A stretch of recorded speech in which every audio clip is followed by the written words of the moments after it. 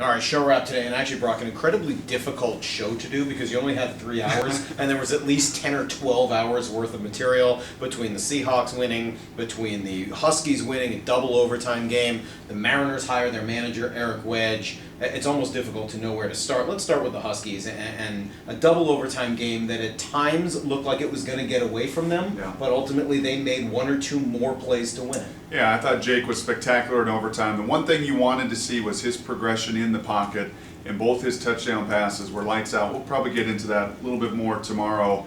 And you and I think to some extent, theoretically agree that when you're the better team, extend the game. But I think in that moment, as I at least tried to explain today, that Mike Bellotti and his staff felt they were worn down, they were beat up front.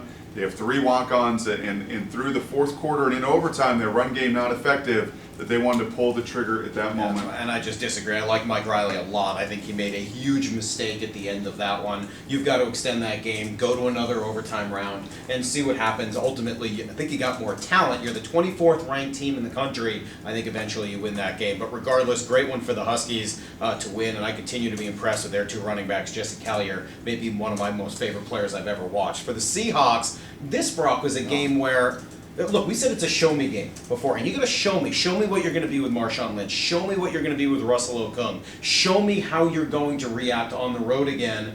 And they showed you everything you'd ever want to see. It was great to see you going on the road into that environment, physically dominating, and physically expressing your will. Now the number 2 rush defense in the NFL are the Seahawks, with Red Bryant at defensive end, a lot of the same guys. It's really remarkable. 6 sacks. Maybe that should have not been too surprising after the 11 the Giants get. But I thought just the physical will that they imposed both offensively and defensively, Marshawn Lynch was I know you were amazed. I'm blown away by him. You know me, I'm not a running back guy, Brock. I always think running back is the last piece you add to the puzzle. But between Collier and Polk and now Marshawn Lynch, this was a running back weekend for me, probably more than any other position out there on the field. It was a really fun show. I'm sorry. Yeah, and Mike Williams, just want to get that in. At the very end of our show today, he really spoke to that pretty well. He said the difference, Chicago is a cover 2 team, but when you have a Marshawn Lynch and he's starting to hit that underbelly and they need to bring a safety in, well, it left all that one-on-one coverage for Mike to catch 10 passes. There's a ton to get to. Hit up the podcast. You can hear the entire interview with Pete Carroll every single Monday. You can hear the interview Brock just mentioned with Mike Williams. You can hear Danny O'Neill, who was choking on something, and for the most part, all he got out during his interview was... It's all on the podcast page. Talk to you tomorrow.